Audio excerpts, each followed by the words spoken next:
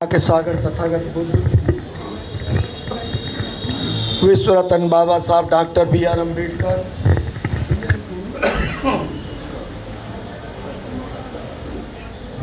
विश्व के त्यागी तपस्वी महान पुरुष बाबा साहब डॉक्टर बी.आर. अम्बेडकर,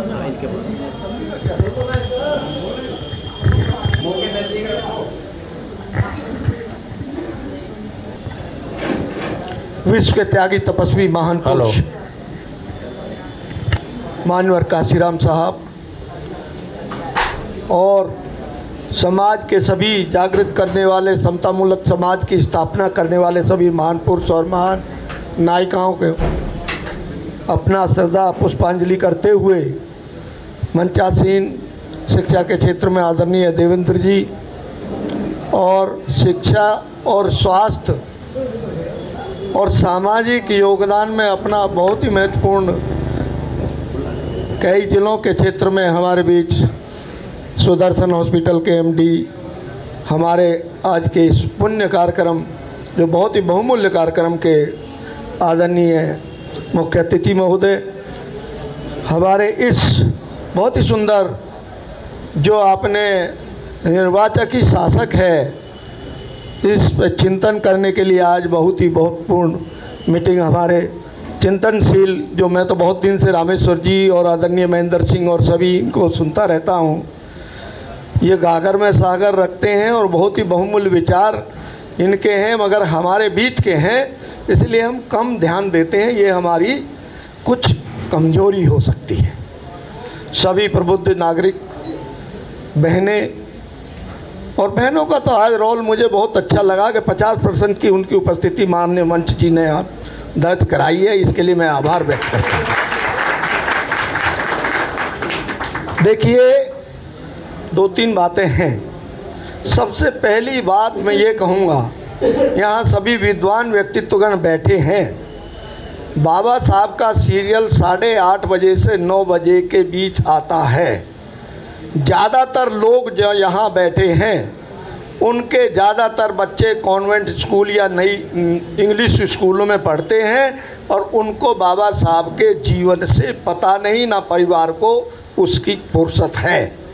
मेरा मान्य सभागण से निवेदन है कि परिवार के साथ बैठ करके जो हमारा बाबा साहब का एकांकी नाटक आता है उसमें हर दिन एक तो हमारा विवेक जो कहीं खो गया है वो जगेगा, और जो दूसरी हमारी जो 21वीं सदी की हमारी बहन कह रही थी उसका निर्माण आपकी इस आधा घंटे की टाइम से निर्माण होगा। ये मेरा करबद्ध निवेदन है। और दूसरी बात यह है कि निर्वाचकी शासक है, ये एक शब्द है, इसकी बहुत महत्वपूर्ण भूमिका है, मगर इसकी जब परिणति है, जो परिणाम है, वो देश और समाज निर्माण का काम करता है। क्योंकि एक निर्वाचक एक व्यक्ति विशेष को भी कहा जा सकता है, निर्वाचक गण समूह को कहा जा सकता है, और महासंघ की कोई सीमाएं नहीं है। ये अंतर्राष्ट्रीय स्तर तक भी महासंघ, निर्वाचक महासंघ बहुत महत्वपूर्ण है। मगर इसकी जो हमें बाबा साहब द्वारा जो दिया गया अपने गहन परिश्रम से अधिकार है, जो उनके हम ऋणी हैं, जो आज इस स्टेज में बैठे हैं, हमारी ड्यूटी पे बैक टू सोसाइटी नहीं है। जो हमारे विद्वान भाई हैं, आज की व्यवस्था में शिक्षा में उनको कहीं रोजगार मिलने का अवसर प्राप्त नहीं हुआ है।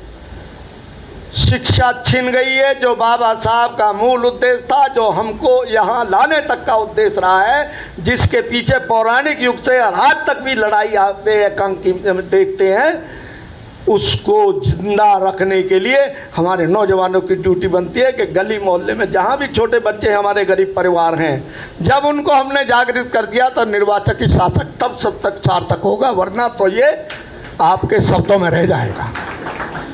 जो जिस रूप से सेवा कर सकता है, आर्थिक रूप से, समय के रूप से, बुद्धि के रूप से, उसका इस्तेमाल करेगा, तभी 21वीं सदी का निर्माण हमारा भविष्य करेगा। वरना तो ये कहेगा हमारा भविष्य कि हमारे बुजुर्ग हमारा माल खा गए और हम इसको इस दरिया में डाल गए, हम उसके कर्जदार रहेंगे, हम पे गालियाँ फेंकेंगे। वो मेरा निवेदन है कि मेरी बेटी ने कहा था कि बुजुर्ग ये नौजवान मंचों पे आएंगे। एक छोटा सा बात कहता हूँ, एक शादी में कहा कि 100 मुर्गे और बाराती बुला लिए, कोई बुजुर्ग नहीं आएगा। पता होगा, आप सब जानते हैं उसे। तो वो बक्से में ले गए थे, पता है ना। तो वो कैसे करे? तो बक्सा खोल के कान में बता दिया कि एक एक को लाओ और खाओ, 100 के 100 खा के नहीं, तुम्हारे बीच कोई बुजुर्ग जरूर है।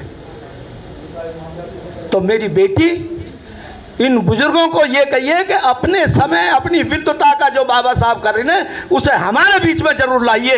इन्हीं शब्दों के साथ मैं अपनी वाणी को विराम देता हूँ। जय भीम, नमो बुद्धाय, जय चतुर समाज, जय निर्वाचक का। और ये बहुत बड़ा जो विषय लिया है, मैं चाहूँगा कि इसको अगर बहुत तादाद में आगे ले जाएंगे तो हम आगे बढ़ जाएंगे, वरना तो ये 21वीं सदी नहीं, 2024 ही हमें खा जाएगा।